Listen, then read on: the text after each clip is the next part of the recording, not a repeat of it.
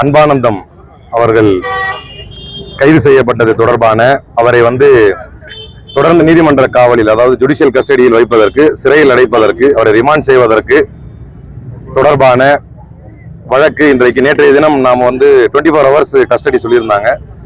இன்றைக்கு அது சம்பந்தமான தீர்ப்பை தந்த மாண்புமை பொருந்திய ஜுடிஷியல் மேஜிஸ்ட்ரேட் அவர்கள் இந்த வழக்கு சம்பந்தமாக எந்த தகவலையும் நீங்கள் பொதுதளத்தில் பேசக்கூடாது என்கின்ற ஒரு நிபந்தனையை விதித்திருக்கிறார்கள்.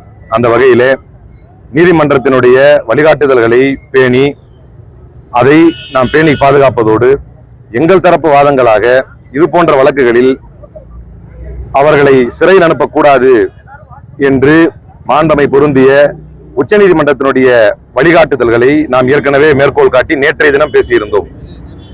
நீதிமன்றத்தினுடைய வழிகாட்டுதலின்படி இந்த வழக்கு சம்பந்தமாக என்ன நடந்தது என்பதை நாம் தெரிவித்துக் கொள்ள விரும்பாவிட்டாலும், ஒருவர் குறிப்பிட்ட கட்சி திராவிட முன்னேற்ற கழகத்தை சார்ந்தவர் என்பதற்காக கர்நாடகாவிலே, பெங்களூரிலே, கர்நாடகாவிலே 2 இடங்களிலே அவர் வெடிகுண்டு மிரட்டல் விடுத்தார் என்பதையெல்லாம் இந்த அரசு அவருக்கு எதிராக பொய் வழக்குகளாக தொடுத்திருக்கிறது.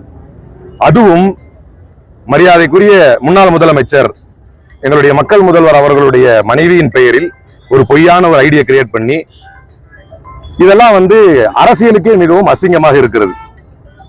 அரசியலுக்கு அப்பாற்பட்டு எவ்வளவோ விரோதங்கள் இருந்தாலும் ஒருவருடைய கருத்தை நீங்கள் அதை கருத்தியல் ரீதியாக எதிர்கொள்ள முடியவில்லை என்றால் சட்டம் இருக்கிறது.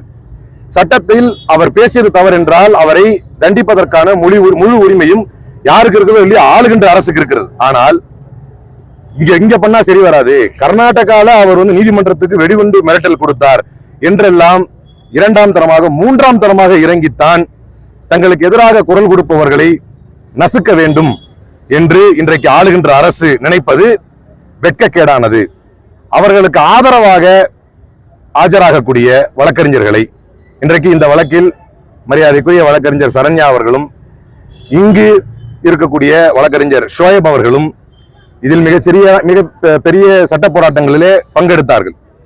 வழக்கறிஞர்களை குறிவைத்து விமர்சிப்பது, வழக்கறிஞர்களை குறிவைத்து அசிங்கப்படுத்துவது, இதெல்லாம் இதுவரை தமிழக அரசியல் காணாத அசிங்கம். இந்த அசிங்கத்தை இன்றைக்கு ஆளுகின்ற அரசு செய்து வருகிறது. அப்ப குற்றவாளின்னு குற்றம் சுமத்தப்பட்ட ஒருத்தர் இருக்கிறாருன்னா அவரை டீல் பண்றதுக்கு நீதிமன்றம் இருக்குது.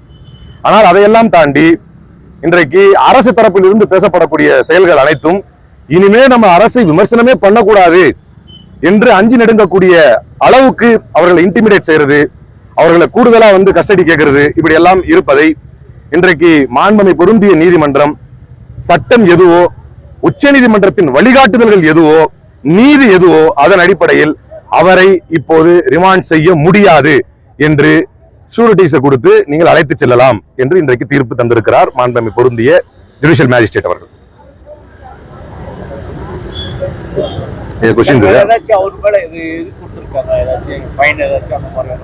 இல்ல ஒண்ணு இல்ல, கண்டிஷன்ஸ் ஃபைன் ஒண்ணு இல்ல. கண்டிஷன்ஸ் 15 டேஸ் காலையிலயும் மாலையிலயும் கையெழுத்து போடுறது. நாம வாதிடும் போதே சொல்லியிருந்தோம், என்ன கண்டிஷனா இருந்தாலும் கம்ப்ளைண்ட் பண்ண தயாரு, அவர் எங்கேயும் போக போறது இல்ல, அவர் ஒரு தனியார் நிறுவனத்தின் அதிகாரி என்பதனால நீதிபதி அவர்கள் அறிவுரைகளை தந்தார்கள். உங்களுடைய கருத்துக்கள் எந்த அளவிலே நிற்க வேண்டும் என்று குடும்ப ரீதியாக உங்க நபர்கள் பார்க்கும்போது எப்படி பார்க்கறதுக்கான கருத்தை சொல்லுவீங்களோ அதே தான் நீங்க பப்ளிக் சர்வன்ட்ஸுக்கும் சொல்லணும் என்று சில அறிவுரைகளை வழங்கினார். அதை அவரும் ஏற்றுக்கொண்டார். சட்டத்தின்படி இன்றைக்கு தீர்ப்பு தரப்பட்டிருக்கிறது. அதன் அடிப்படையில் அவரை தொடர்ந்து சிறை காவலிலே வைக்க முடியாது என்று நீதிபதி அவர்கள் நீதியை நிலைநாட்டி இன்றைக்கு வழிகாட்டுதலை தந்திருக்கிறார்.